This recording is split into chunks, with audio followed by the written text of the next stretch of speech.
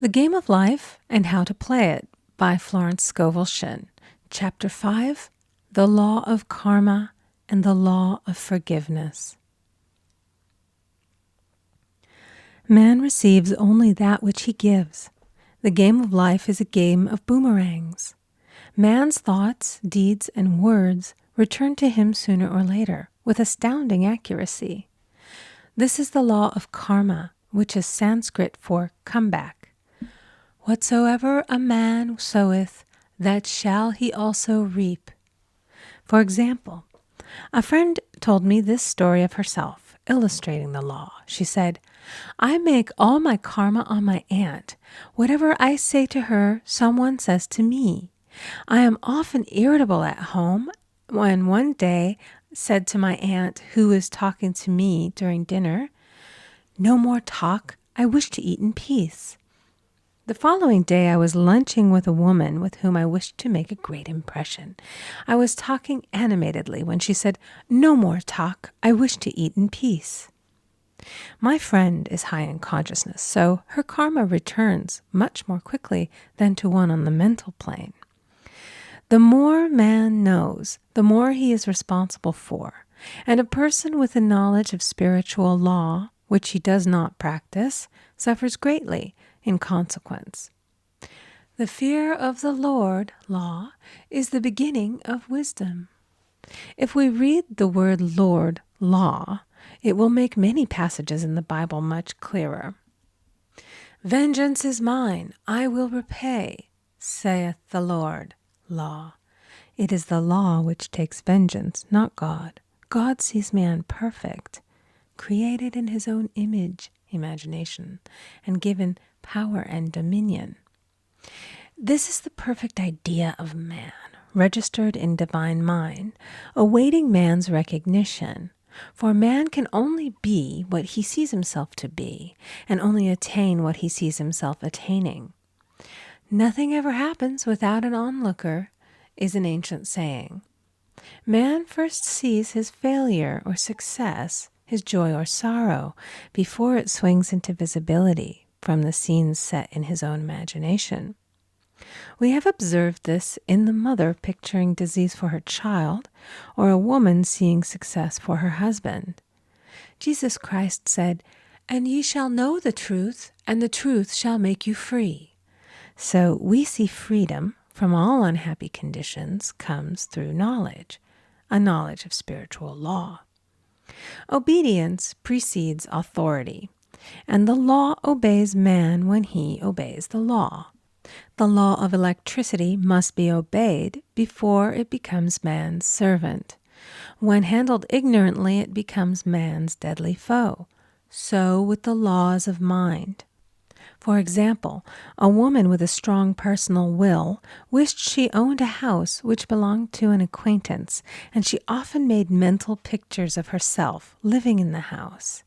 In the course of time, the man died, and she moved into the house.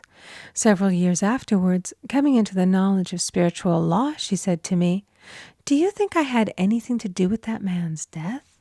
I replied, "Yes, your desire was so strong, everything made way for it. But you paid your karmic debt. Your husband, whom you loved devotedly, died soon after, and the house was a white elephant on your hands for many years." The original owner, however, could not have been affected by her thoughts had he been positive in the truth, nor her husband, but they were both under karmic law. The woman should have said, feeling the great desire for the house, "Infinite intelligence, give me the right house, equally as charming as this, the house which is mine by divine right." The divine selection would have given perfect satisfaction and brought good to all. The divine pattern is the only safe pattern to work by. Desire is a tremendous force and must be directed in the right channels or chaos ensues. In demonstrating, the most important step is the first step, to ask aright. Man should always demand only that which is his by divine right.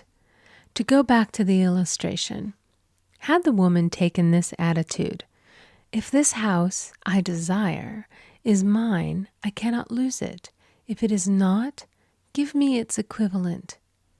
The man might have decided to move out harmoniously had it been the divine selection for her, or another house would have been substituted. Anything forced into manifestation through personal will is always ill-got and has ever bad success. Man is admonished, "My will be done, not thine." And the curious thing is, man always gets just what he desires when he does relinquish all personal will, thereby enabling infinite intelligence to work through him. Stand ye still and see the salvation of the Lord. Law. For example, a woman came to me in great distress. Her daughter had determined to take a very hazardous trip, and the mother was filled with fear. She said she had used every argument, had pointed out the dangers to be encountered, had forbidden her to go, but the daughter became more and more rebellious and determined.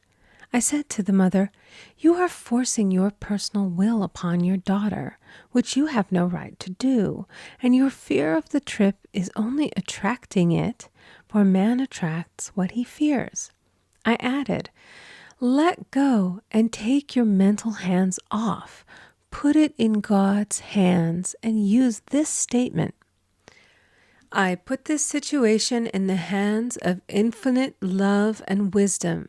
If this trip is the divine plan, I bless it and no longer resist.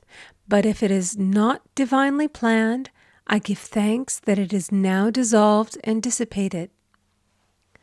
A day or two after that, her daughter said to her, "Mother, I have given up the trip," and the situation returned to its native nothingness. It is learning to stand still which seems so difficult for man. I will deal more fully with this law in the chapter on non-resistance. I will give another example of sowing and reaping, which came in the most curious way. A woman came to me saying she had received a counterfeit $20 bill given to her at the bank. She was much disturbed, for, she said, "The people at the bank will never acknowledge their mistake." I replied, "Let us analyze the situation and find out why you attracted it." She thought a few moments and exclaimed, "I know it. I sent a friend a lot of stage money just for a joke." So the law had sent her some stage money, for it doesn't know anything about jokes. I said, "Now we will call on the law of forgiveness and neutralize the situation." Christianity is founded upon the law of forgiveness. Christ has redeemed us from the curse of the karmic law, and the Christ within each man is his redeemer and salvation from all inharmonious conditions. So I said, "Infinite Spirit, we call on the law of forgiveness and give thanks that she is under grace and not under law, and cannot lose this $20, which is hers by divine right." Now, I said, go back to the bank and tell them, fearlessly, that it was given you there by mistake. She obeyed, and to her surprise, they apologized and gave her another bill, treating her most courteously. So knowledge of the law gives man power to rub out his mistakes. Man cannot force the external to be what he is not. If he desires riches, he must be rich first in consciousness. For example, a woman came to me asking treatment for prosperity. She did not take much interest in her household affairs, and her home was in great disorder. I said to her, "If you wish to be rich, you must be orderly. All men with great wealth are orderly, and order is heaven's first law." I added, "You will never become rich with a burnt match in the pincushion." She had a good sense of humor and commenced immediately putting her house in order. She rearranged furniture, straightened out her bureau drawers, cleaned rugs, and soon made a big financial demonstration, a gift from a relative. The woman herself became made over and keeps herself keyed up financially by being ever watchful of the external and expecting prosperity, knowing God is her supply. Many people are in ignorance of the fact that gifts and things are investments, and that hoarding and saving invariably lead to loss. There is that scattereth, and yet increaseth. There is that withholdeth more than is meet, but it tendeth to poverty. For example, I knew a man who wanted to buy a fur-lined overcoat. He and his wife went to various shops, but there was none he wanted. He said they were all too cheap-looking. At last he was shown one the salesman said was valued at $1,000, but which the manager would sell him for $500, as it was late in the season. His financial possessions amounted to about $700. The reasoning mind would have said, "You can't afford to spend nearly all you have on a coat." But he was very intuitive and never reasoned. He turned to his wife and said, "If I get this coat, I'll make a ton of money." So his wife consented, weakly. About a month later, he received a $10,000 commission. The coat made him feel so rich, it linked him with success and prosperity. Without the coat, he would not have received the commission. It was an investment paying large dividends. If man ignores these leadings to spend or to give, the same amount of money will go in an uninteresting or unhappy way. For example, a woman told me on Thanksgiving Day she informed her family that they could not afford a Thanksgiving dinner. She had the money, but decided to save it. A few days later, someone entered her room and took from the bureau drawer the exact amount the dinner would have cost. The law always stands back of the man who spends fearlessly with wisdom. For example, one of my students was shopping with her little nephew. The child clamored for a toy, which she told him she could not afford to buy. She realized suddenly that she was seeking lack and not recognizing God as her supply. So she bought the toy and on her way home picked up in the street the exact amount of money she had paid for it. Man's supply is inexhaustible and unfailing when fully trusted, but faith or trust must precede the demonstration. According to your faith, be it unto you. Faith is the substance of things hoped for and the evidence of things not seen. For faith holds the vision steady, and the adverse pictures are dissolved and dissipated, and in due season we shall reap, if we faint not. Jesus Christ brought the good news, the gospel, that there was a higher law than the law of karma, and that law transcends the law of karma. It is the law of grace or forgiveness. It is the law which frees man from the law of cause and effect, the law of consequence. Under grace, not under law. We are told that on this plane, man reaps where he has not sown. The gifts of God are simply poured out upon him. All that the kingdom affords is his. This continued state of bliss awaits the man who has overcome the race or world thought. In the world thought there is tribulation, but as Jesus Christ said, "Be of good cheer, I have overcome the world."